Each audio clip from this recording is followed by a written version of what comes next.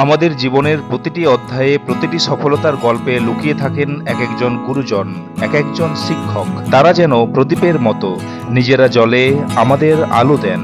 তাদের উপদেশ, তিরস্কার, পুরস্কার, ভালোবাসা সবই আমাদের জীবনকে গড়ে তোলে। আজকের এই শিক্ষক দিবসের মঞ্চ তাদেরই প্রতি আমাদের কৃতজ্ঞতার অর্ঘ্য।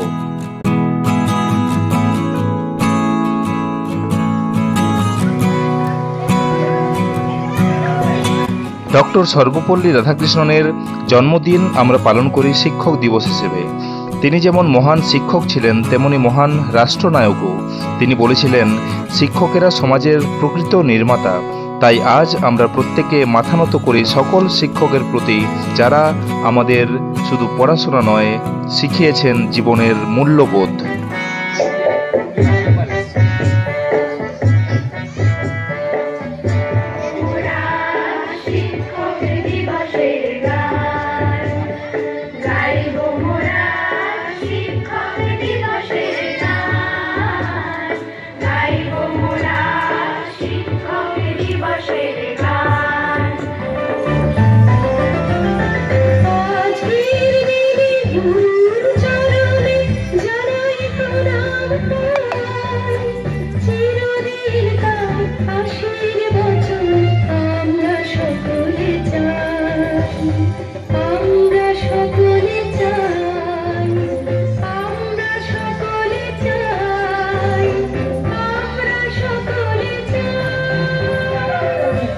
ক্লাস 7-এ পড়ি, অঙ্ক, বাংলা, ইংরাজি বই মেঝেই চড়াচড়ি।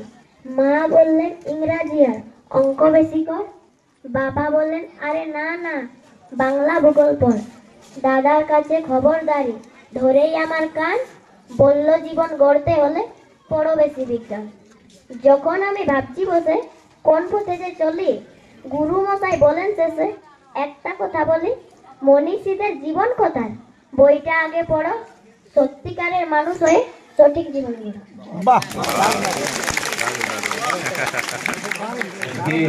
শিক্ষক দিবসে বা শিক্ষক দিবস আমরা উদযাপন করছি একদিন পরে।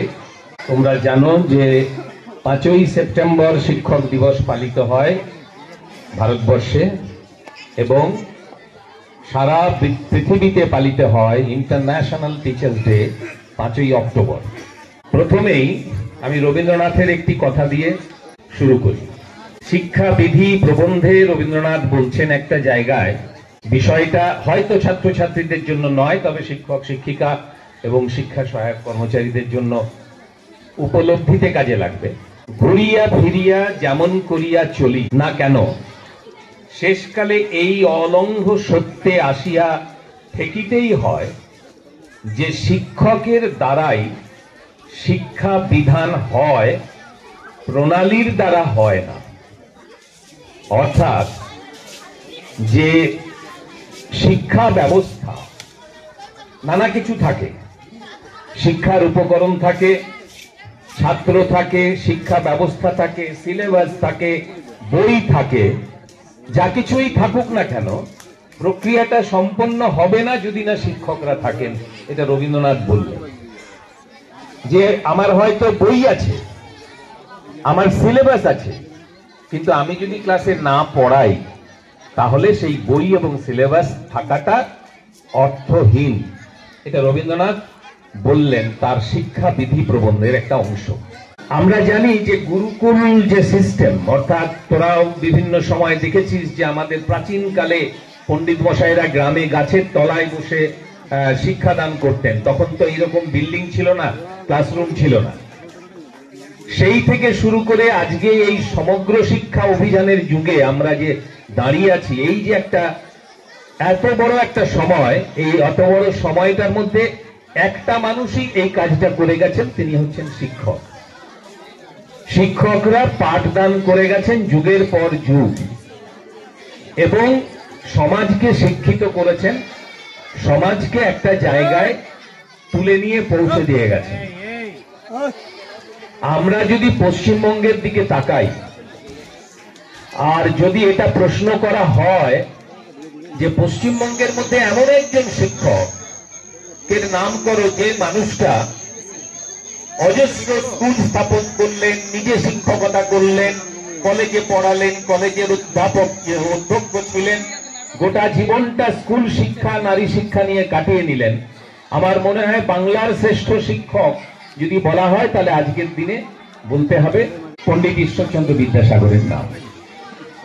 পাশাপাশি আজকে যার জন্মদিন ডক্টর সর্বপল্লী রাধাকৃষ্ণন, আমার পাশেই তার ছবি রয়েছে, তোরা দেখতে পাচ্ছিস। প্রতি বছর আমরা এই দিনটা সমবেত হই এই মানুষটাকে শ্রদ্ধা জানানোর জন্য। তার বিষয় ছিল দর্শন। আমাদের বিদ্যালয়ে উচ্চ মাধ্যমিক স্তরে দর্শন আছে, তার বিষয় ছিল দর্শন। তিনি দর্শন পড়াতেন, দর্শনের অধ্যাপক ছিলেন, খুব মেধাবী ছাত্র। ফলে তার সমস্ত ক্যারিয়ার জীবনটা ছিল অত্যন্ত একাডেমিক যাকে বলা যায়। এবং তার থেকে বড় পরিচয় যে তিনি ভারতবর্ষের উপরাষ্ট্রপতি ছিলেন, আবার রাষ্ট্রপতিও ছিলেন।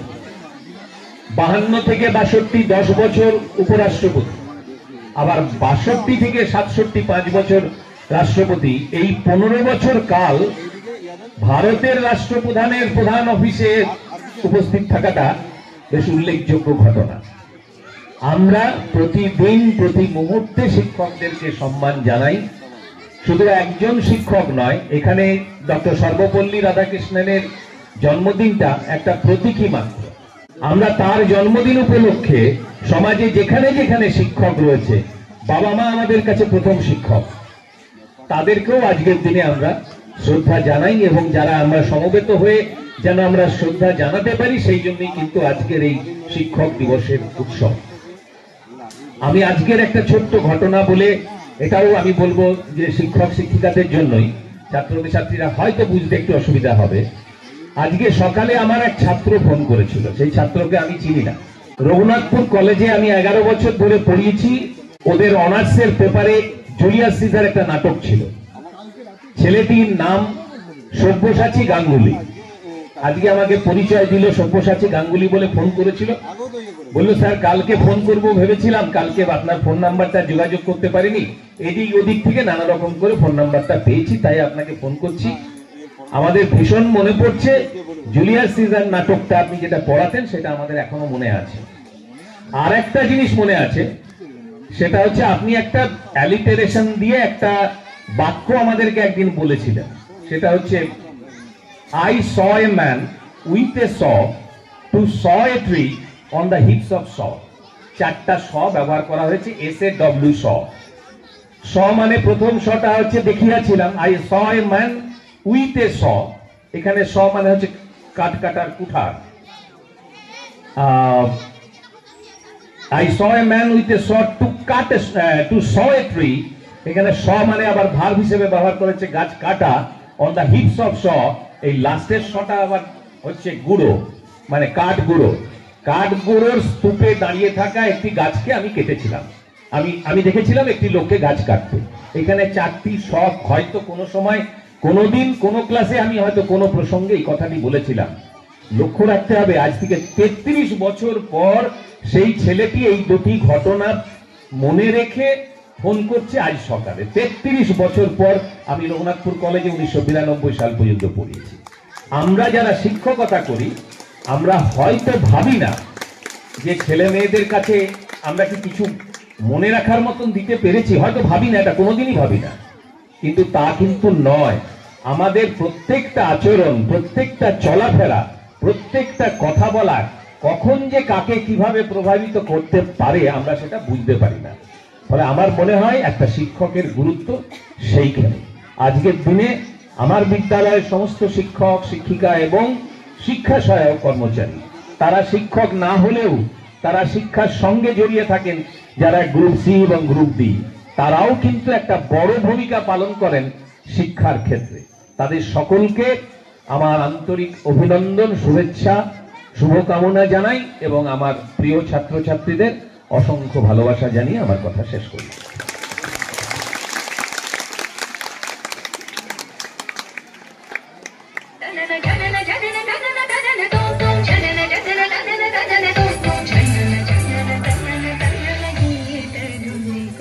कभी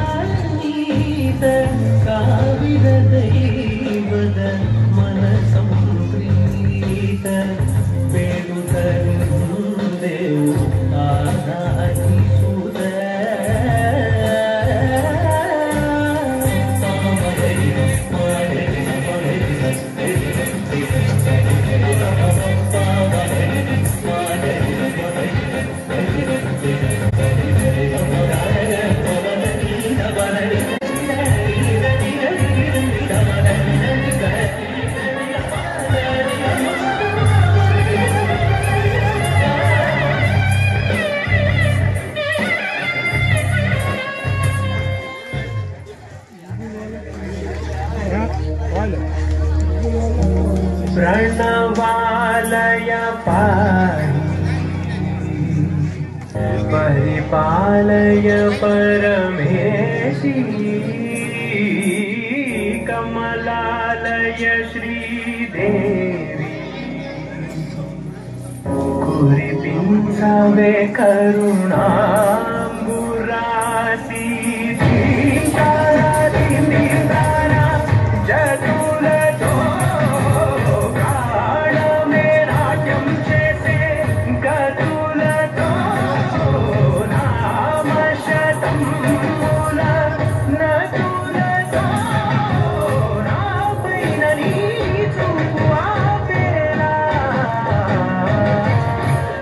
আজ শিক্ষক দিবসের পুণ্যতিথিতে শ্রদ্ধা নিবেদন করি সকল শিক্ষক মশাইদের প্রতি, যারা আমাদের জীবনে আঁধারে পথ দেখান।